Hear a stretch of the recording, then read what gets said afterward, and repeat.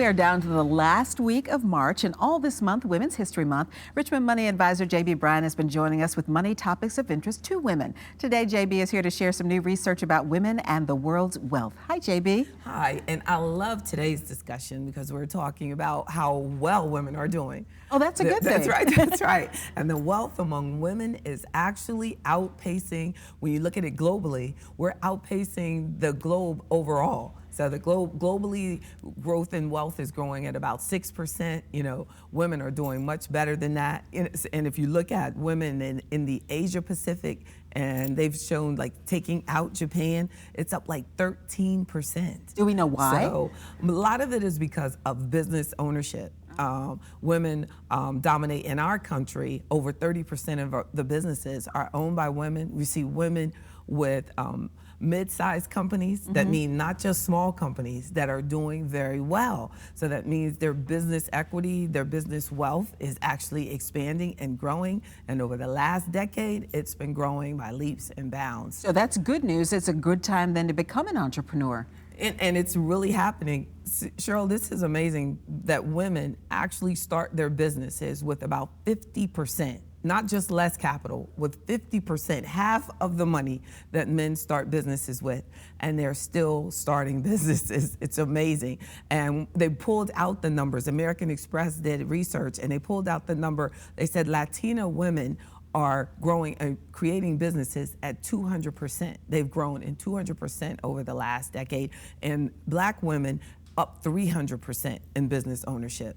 Because I know the small business ownership is way up among women. Yes, and that is the startup arena, which American Express did research on business starting. But the mid-sized companies are where the wealth is really growing from, and starting up businesses means that there's a lot of growth potential for women, wealth, and business equity, because when you start a business, you actually own that income potential that you're creating by building the business. And then there are also some advantages to, you can get special grants and things like that if you're a woman-owned business.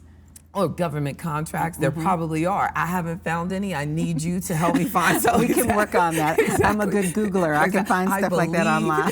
I bet you are. That would be great for you to do that and help women businesses find those programs. But there are things for women businesses, and I think that unemployment had been an issue about a decade ago, and that might have encouraged women to say, well, they want me to be a contractor. They started their businesses and maybe doing the same thing that they were doing, but they became a contractor, and it allowed them to actually employ people, also helping the economy dramatically. So women are definitely on the move, and the numbers say, according to a research group, Boston consulting firm, they're saying that by the year 2020, women should have over $70 trillion in wealth globally. And that's just 3 years from now. That's just 3 years from now. Yeah, I mean, I know that's very close. But they're actually, if we keep at this pace of growth, that we're going to have a large amount of wealth with women.